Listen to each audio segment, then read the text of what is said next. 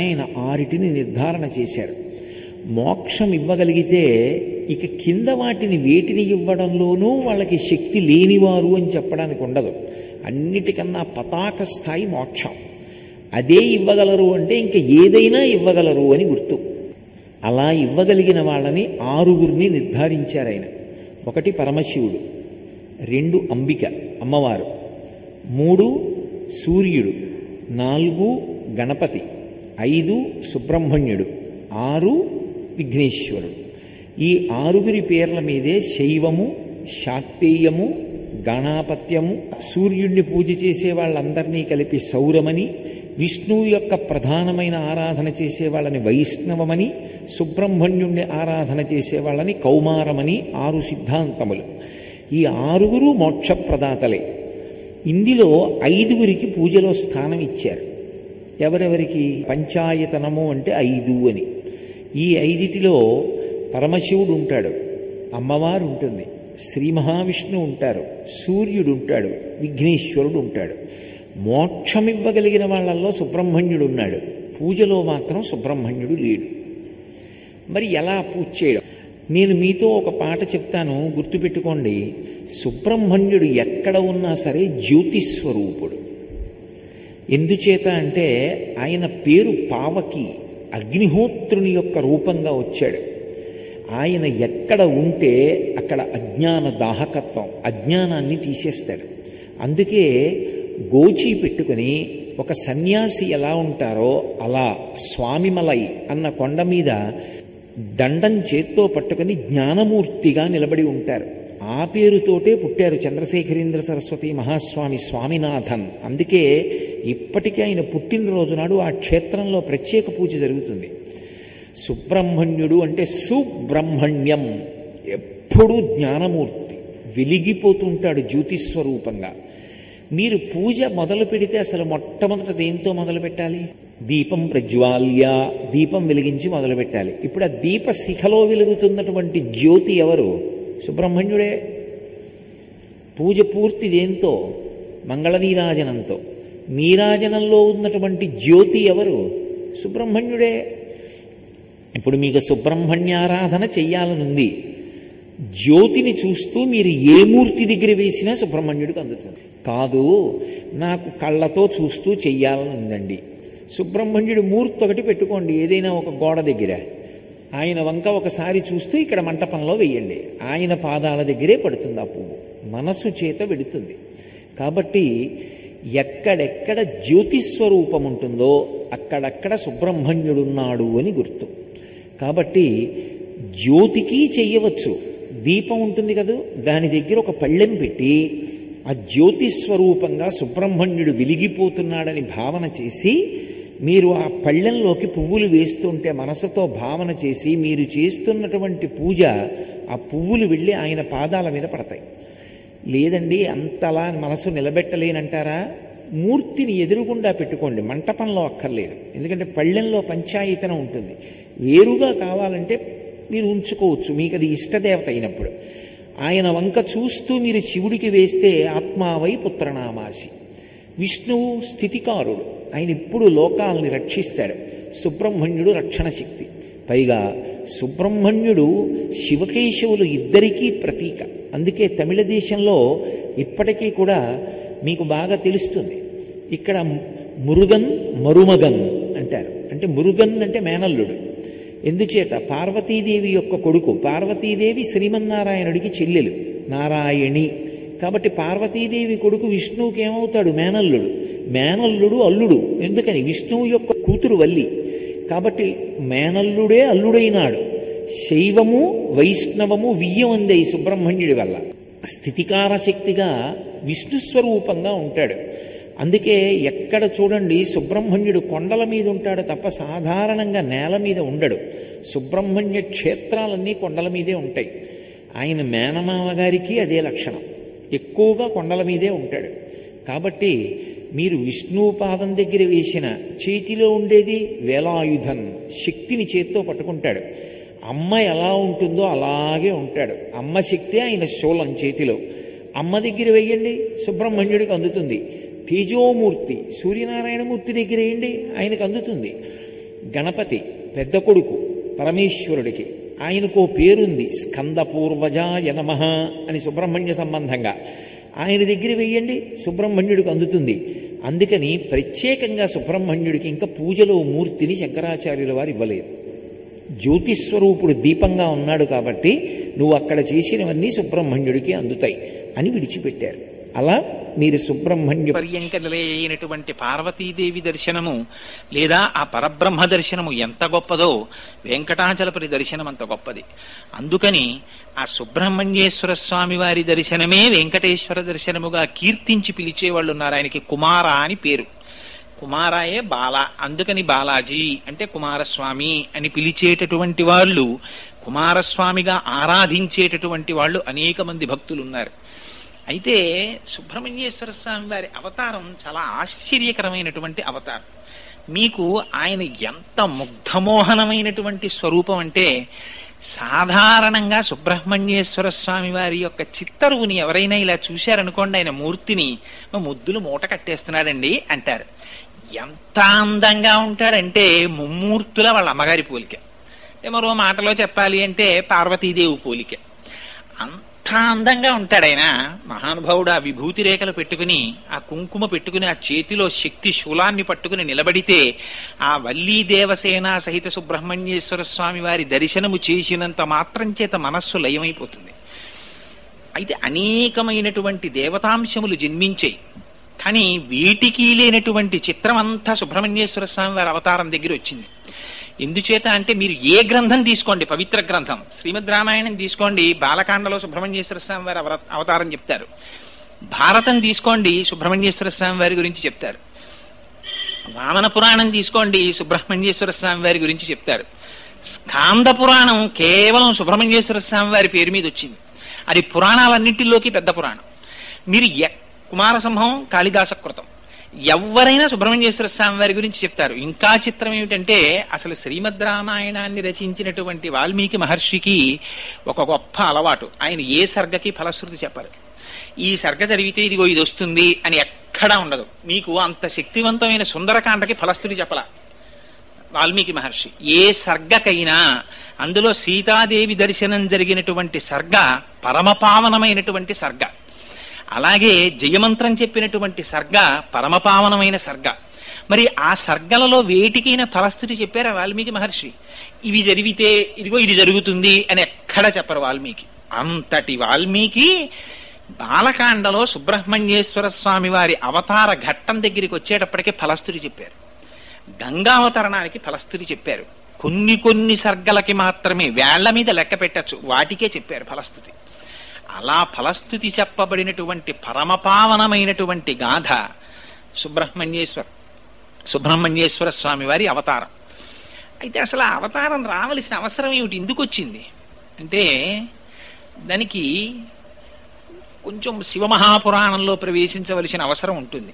ఎందుచేత అంటే, నేను ఇందాక మీకు మనవి చేసినట్టు అనేకమైనటువంటి గ్రంథాల్లో కుమార సంభవం గురించి, సుబ్రహ్మణ్యేశ్వర స్వామి వారి యొక్క అవతార విశేషాలని గురించి వర్ణన చేశారు.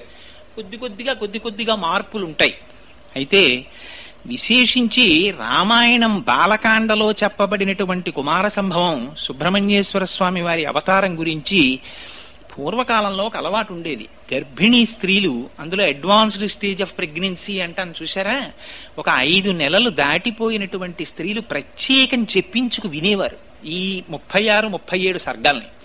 ఎందుకని అంటే, అది విన్నట్టయితే దీర్ఘాయుష్మంతుడు, వీర్యవంతుడు, తేజోవంతుడు అయినటువంటి కుమారుడు జన్మిస్తాడని ఫలశ్రుతి. దీర్ఘాయుష్మంతుడు లభిస్తాడు, పుత్రపౌత్రాభివృద్ధి కలుగుతుంది, స్కందలోకాన్ని పొందుతారు అని చెప్పారు. అందుకని ప్రత్యేకం చెప్పించుకునేవారు 36-37 సర్గలకి వివరణ. అయితే అసలు సుబ్రహ్మణ్యేశ్వర స్వామి వారి అవతారం రావడానికి కావలసినటువంటి కారణాలని వాల్మీకి రామాయణంలో విశేషంగా వర్ణించలేదు. వర్ణించినది శివమహాపురాణంలో వర్ణించారు. అందుకని శివమహాపురాణంలోంచి క్లుప్తంగా మీకు ఆ కారణాన్ని వివరిస్తాను. పూర్వకాలంలో కశ్యప ప్రజాపతి దక్ష ప్రజాపతికి ఉన్నటువంటి 27 కుమార్తెలలో కొంతమంది కుమార్తెల్ని కశ్యప ప్రజాపతి వివాహం చేసుకున్నారు. ఆ చేసుకున్న వారిలో ఒకరి పేరు దితి. దితి అంటే ద్వైతాన్ని చూస్తుంది. రెండున్నాయి అని చూస్తూ ఉండడం అజ్ఞానం. ఆ ద్వైతాన్ని చూడడం దితి. ఆ దితి కశ్యప ప్రజాపతికి ఒక భార్య. దితి ద్వైతాన్ని చూస్తుంది కాబట్టి దితికి పుట్టే పిల్లలందరూ దైత్యులు, రాక్షసులు ఉంటారు. అదితి ఎప్పుడు ద్వైతం చూడదు, ఒక్కటి చూస్తూ ఉంటుంది. అందుకని అదితి సంతానం దేవతలు ఉంటారు. దితికి హిరణ్యాక్ష హిరణ్యకశిపులు జన్మించారు. నృసింహావతారంలో శ్రీ మహావిష్ణువు వాళ్ళని పరిమార్చారు. పరిమారిస్తే ఆవిడికి బాధ కలిగింది.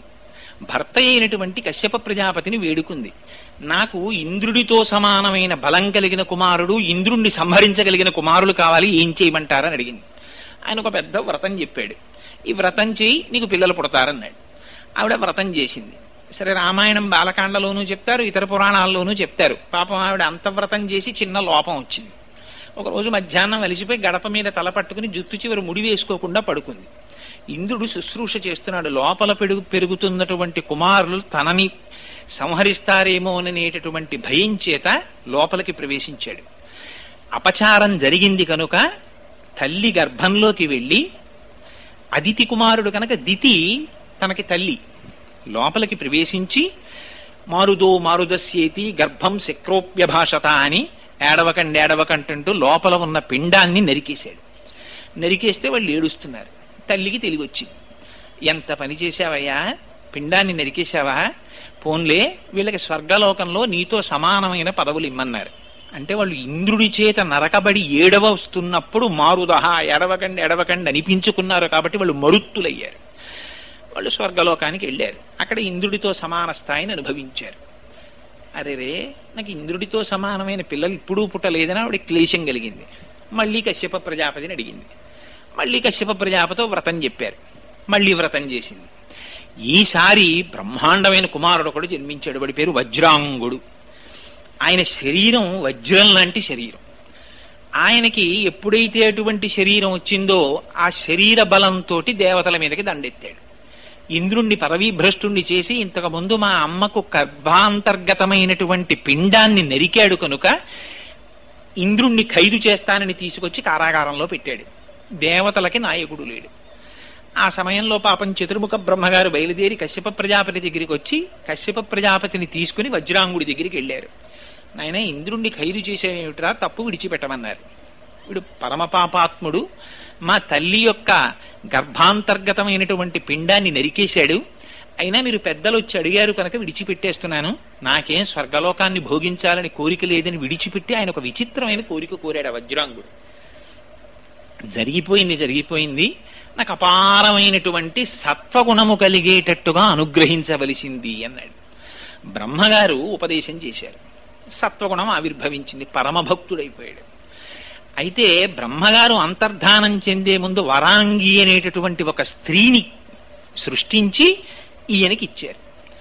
ఈయన వరాంగిని తీసుకుని ఇంటికి వెళ్ళాడు. కొంతకాలం అయిపోయిన తర్వాత వరాంగి ఒక విచిత్రమైన కోరిక కోరింది. ఇంతకాలం నుంచి మీతో ఉన్నాను, నాకు ఒక కుమారుణ్ణి ప్రసాదించండి అంది. తప్పకుండా ప్రసాదిస్తాను అన్నాడు. ఎటువంటి కుమారుడై ఉండాలి? వాడి చేష్టితముల చేత విష్ణువుకు బాధ కలగాలంది ఆవిడ కోరికది. ఆయన భర్త సత్వగుణాన్ని పొందాడు, భార్య తమోగుణాన్ని పొందింది. అరేరే, ఎంత మాట అడిగిందిరా, నేను ఇవాళ సత్వగుణంలో ఉన్నాను, ఇలాంటి కుమారుడు కావాలని అడిగిందని వెళ్ళి మళ్ళీ బ్రహ్మగారి గురించి తపస్సు చేశాడు. మళ్ళీ బ్రహ్మగారు ప్రత్యక్షమయ్యారు. ఏం కావాలన్నాడు. ఇదిగో ఎవరి చేత ఓడింపబడినటువంటి కుమారుడు ఒకడు కావాలని అడిగాడు. తథాస్తు, జన్మిస్తాడన్నాడు ఆయన. వచ్చాడు, వీర్యాన్ని భార్య యందు నిక్షేపించాడు. అటువంటి కుమారుడే సంభవించాడు. ఆ కుమారుడు సంభవిస్తుండగానే దిక్కులన్నట అగ్నిహోత్రం పుట్టిందిట. భూమి మించి ధూళి పైకి రేగింది. సముద్రములు నదులు కల్లోలాన్ని పొందాయి. నక్కలు పెద్ద పెద్ద ఊళ్ళలు వేసే ఊళ్ళల్లోకి వచ్చి, కాకులు గ్రద్దలు నిష్కారణంగా అరుపులు మొదలెట్టాయి. గోవుల కన్నుల వెంట నీరు కారిందిట. వాటి పొదుగుల మీద రక్తం చిమ్మిందిట. కనపడకూడనటువంటి దుశ్శకునములన్నీ కనపడ్డాయి. ఆ సమయంలో కశ్యప ప్రజాపతి వచ్చి ఆ పిల్లవాడికి తారకుడు అని నామకరణం చేశాడు. ఈ తారకాసురుడు బ్రహ్మగారి గురించి తపస్సు చేశాడు. బ్రహ్మగారు ప్రత్యక్షమయ్యారు. చిత్రం ఏమిటంటే, మీకు దేవతలు తపస్సు చేస్తారు, ఋషులు తపస్సు చేస్తారు, రాక్షసులు తపస్సు చేస్తారు. తేడా ఎక్కడుంటుందంటే, రాక్షసులు చేసేటటువంటి తపస్సు దేహాన్ని సూషింప చేసేస్తారు వాళ్ళు. వాడు చేసిన తపస్సు మీరు శివమహాపురాణంలో చదివితే ఆశ్చర్యం వేస్తుంది. వాడు ఎటువంటి తపస్సు చేశాడో తెలుసా అండి? వాడు 1000 సంవత్సరములు పొగలోకి ముఖం పెట్టి తపస్సు చేశాడు, పొగ పీలుస్తూ. 2 నిమిషాలు మనం పొగలో మొహం పెట్టలేము. వాడు 1000 సంవత్సరాలు పొగలో మొహం పెట్టి తపస్సు చేశాడు. 1000 సంవత్సరాలు బొటనవేలు మీద నిలబడి తపస్సు చేశాడు. 1000 సంవత్సరాలు చెట్టు కొమ్మ మీద నిలబడి తపస్సు చేశాడు. 1000 సంవత్సరాలు అగ్నిహోత్రంలో నిలబడి తపస్సు చేశాడు. 1000 సంవత్సరాలు నీళ్లలో నిలబడి తపస్సు చేశాడు. 1000 సంవత్సరాలు కన్నార్పకుండా సూర్యుని చూస్తూ తపస్సు చేశాడు. ఎంత క్లేశ పెట్టాడో చూడండి శరీరాన్ని. తప్పించిపోయాడు బ్రహ్మగారి గురించి. ప్రత్యక్షమయ్యారు చతుర్ముఖ బ్రహ్మగారు. ఏమి నీ కోరిక అన్నారు. వాడు ఎంత చిత్రమైన కోరికలు కోరుతారో చూడండి. ఇంత తపస్సు చేసి రాక్షసులు వాడు అన్నాడు, బ్రహ్మగారు మీరు సృష్టి చేశారు కదా, మీ సృష్టిలో ఉన్నటువంటి వాడు ఎవ్వడూ నన్ను ఓడించకూడదు. 2, నేను నిర్జింపబడాలంటే పరమశివుని యొక్క వీర్యమునకు జన్మించినటువంటి వాడి చేత నేను సంహరింపబడాలి. నాకు ఈ వరం ఇమ్మన్నాడు. తథాస్తన్నాడు. ఆయన వెళ్ళిపోయారు. ఇక్కడ వచ్చింది పెద్ద చిక్కంతా. పరమశివుడికి వీర్యస్ఖలనం ఏమిటి అసలు? ఆయన మహానుభావుడు. ఆయనకి కామారి అని పేరు. మరి ఎంత గొప్ప తంటా తెచ్చిపెట్టాడో చూడండి. నిజంగా రాక్షసుడు వాడి లక్షణం ఏమిటంటే ఎవ్వరూ చెయ్యనివి పరమశివుడు 2 చేస్తాడు. ఆయన యమధర్మరాజుని తంతాడు ఎడంకాలితోటి. అందుకని శివానంద లహరిలో శంకరులు అంటారు, వక్షస్థాడనమంతకస్య కఠినాపస్మార సంవర్ధనం భూభృత్ పర్యటనం నమత్సురశిర కోటీర సంఘర్షణం కర్మేదం మృదులస్య తావక పదద్వంద్వస్య గౌరీపతే మచ్చేతోమణిపాదుకా విహరణం శంభో సదాంగీకురు అంటారు.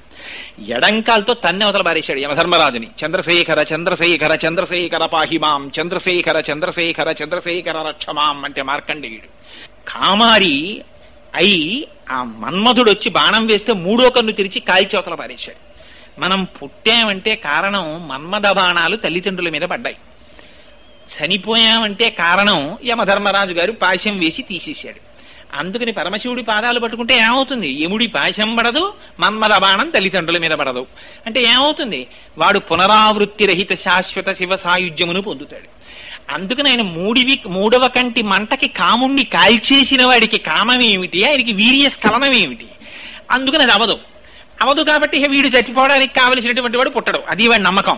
అందుకని పరమశివుడికి వీర్యము స్ఖలనమైతే ఆ వీర్యములోంచి ఉద్భవించిన వాడి చేత నా మరణమునకు హేతు అవుతుంది అన్నాడు బ్రహ్మగారు. తపస్సు ఇప్పుడు దేవతలకు ఉన్న గొప్ప లక్షణం ఏంటంటే తపస్సు చేసిన తర్వాత అక్కడ తర్కం చేయరు. తదాస్త అన్నాడు, వెళ్ళిపోయాడు. ఇహ తంటా ప్రారంభం. వాడు ఇంటికి వెళ్ళాడు. వచ్చేసింది వరం. వెంటనే వాళ్ళకి జ్ఞాపకం వచ్చేది ఎవరంటే పాపం ఇంద్రుడు గుర్తొస్తాడు. వీళ్ళు గబగబా వెళ్ళిపోయాడు. వెళ్ళిపోయి ఇంద్రుడిని పదవీ భ్రష్టుణ్ణి చేసేశాడు. చేసేయగానే ఇంకక్కడి నుంచి దేవతలందరూ ప్రతి పురాణంలో మనం చదివేటటువంటి విశేషమే, అనేక కష్టాలు పడ్డారు. ఆ కష్టాలు పడి దేవతలందరూ కలిసి బ్రహ్మగారి సభకి వెళ్ళారు. అయ్యా ఎలాగయ్యా స్వామి, మాకు ఎలా? వీళ్ళేమనుకున్నారంటే దేవతలు పార్వతీదేవినిచ్చి వివాహం చేస్తే పార్వతీ పరమేశ్వరులు ఇద్దరు క్రీడిస్తే ఆ పార్వతీ పరమేశ్వరులు ఇద్దరికి కుమారుడు జన్మిస్తాడని వీళ్ళు అనుకున్నారు. అని పాపం వీళ్ళు ఎదురు చూస్తున్నారు. ఎదురు చూస్తుండగా అప్పటికి 100 దివ్య సంవత్సరములు గడిచిపోయాయి. వాళ్ళిద్దరూ ఏకాంతంలోకి వెళ్ళి ఆయన తిరిగి రాడు, ఆవిడికి గర్భం రాదు. ఎక్కడ వచ్చిన గొడవరా అని దేవతలందరూ బయలుదేరారు. బయలుదేరి ఇక్కడ ఈ విషయాన్ని ఇప్పుడు శివమహాపురాణంలోంచి వాల్మీకి రామాయణాంతర్గత బాలకాండలోకి వద్దాం. ఇక్కడ వాల్మీకి మహర్షి చెప్తారు. ఇంకిక్కడి నుంచి రాముణ్ణి ఉద్దేశించి చెప్తుంటారు ఈ కథ. అందుకని పురారామ కృతోద్యాహో నీలకంఠో మహాతపాహ దృష్ట్వాచ స్పృహయాదేవి మైథునాయోపచక్రమే అన్నారు. 100 దివ్య సంవత్సరముల పాటు పరమశివుడు పార్వతీదేవితో క్రీడిస్తూ ఏకాంతమునందుండిపోతే దేవతలందరూ సమావేశం పెట్టుకున్నారట. వెర్రి ఆలోచనలు పుడుతుంటాయి ఒక్కొక్కసారి ఎంతటి వాళ్ళకి. వీళ్ళకి అక్కర్లేని సబ్జెక్టు. వీళ్ళకి ఏం ఆలోచన చేశారంటే దేవతలందరూ, రే పరమశివుడు అంటేనే దుర్నిరీక్షుడు కదా, ఆయనను అసలు దర్శనం చేయడమే చాలా కష్టం కదా భగవానుడిని. అసలు శాస్త్రం అలాగే మాట్లాడింది. ఎందుచేత అంటే పార్వతీదేవి దర్శనం చెయ్యాలంటేనే అమ్మవారి దర్శనం అంటే అమ్మవారి పాదమునకున్నటువంటి బొటనవేలి కాలి గోటు అని వీళ్ళందరూ బయలుదేరి కైలాస పర్వతం దగ్గరికి వెళ్ళి పెద్ద ప్రార్థన మొదలెట్టారు. దేవదేవ మహాదేవ సర్వలోక హితేరత నలోకాధారయిష్యంతి తవ తేజ సురోత్తమా అని. అయ్యో స్వామి పరమేశ్వర, నువ్వు సర్వలోకములను కాపాడవలసినటువంటి వాడివి. నీకు రేతోస్ఖలనమైతే దాన్ని పార్వతీదేవి సహించలేదు. పార్వతీదేవి ఏమిటయ్యా, ప్రపంచంలో ఎవ్వరూ సహించలేరు దాన్ని. అందుకుని నీ యొక్క వీర్యము నీ యందే ఉంచుకో, ఆ రేతస్సు స్ఖలనము కాకుండా చూడు అని అడిగారు. అడిగితే లోపల భార్యతో సంగమిస్తున్నటువంటి పరమేశ్వరుడు బయటికి వచ్చాడు. కుమార సంభవం మనకు అనేక రహస్యాలు చెప్తుంది. ఇప్పటికీ కూడా దేవీ భాగవతంలో చెప్తారు, శ్రాంతే భీతే త్యక్స్తనాస్త్రే పతితే బాలకేస్తథా. కొన్ని నియమాలున్నాయి. ఆ నియమాలున్నటువంటి వాళ్ళని ఎట్టి పరిస్థితులలోనూ కూడా ఎంత పని ఉన్నప్పటికీ బయటికి పిలవడానికి వీల్లేదు. వాళ్ళని అటువంటి కార్యక్రమంలో, అనగా ఏ తపస్సు చేసుకుంటున్న వాళ్ళని లేదా మైథునంలో ఉన్నటువంటి వాళ్ళని బయటికి పిలవడం కానీ వాళ్ళ ఏకాంతాన్ని భంగం చేయడం కానీ చెయ్యకూడదు. వీళ్ళు వెళ్ళి పెద్ద ప్రార్థన మొదలెట్టారు. ఆయనకి భక్తవశంకరుడు అని బిరుదు పరమేశ్వరుడికి. ఇది పరమశివుని యొక్క గొప్పతనం అంటే. అటువంటి సమయంలో మహాయోగి అయినటువంటి పరమశివుడు భార్యా సంగమాన్ని విరమించి, అరేరే పిల్లలు ఎక్కడో పెద్ద కేకలు వేస్తున్నారు నా కోసమని, ఆ మాట వేయడంలో చూడండి వాల్మీకి మహర్షి ఏం మాట వేశారో చూడండి. పురారామ కృతోద్యాహో నీలకంఠో మహాతపాహ. నీలకంఠుడని పిలిచారు ఆయన్ని. ఇంకో మాట పెట్టి పిలవకూడదా? నీలకంఠుడని పిలవడం ఎందుకు అంటే, హాలాహల భక్షణం చేయవలసి వచ్చినప్పుడు ఆయన ఓ మాట చెప్పాడు. పరహితము చేయునెవ్వడు పరమహితుండగును భూత పంచకమునకున్ పరహితమి పరమధర్మము పరహితునకు నిదురు లేదు పర్వేందుముఖి. ఈ భూత పంచకానికి ఎవరు ఉపకారం చేస్తారో వాళ్ళు అంతటి చేత ఉపకారం చేయబడతారు. అందుచేత నేను ఈ హలాహలాన్ని బుచ్చేసుకుంటానన్నాడు పరమశివుడు. ఆయన అంతటి మహాత్యాగి. ఆయనకి బిరుదు కూడా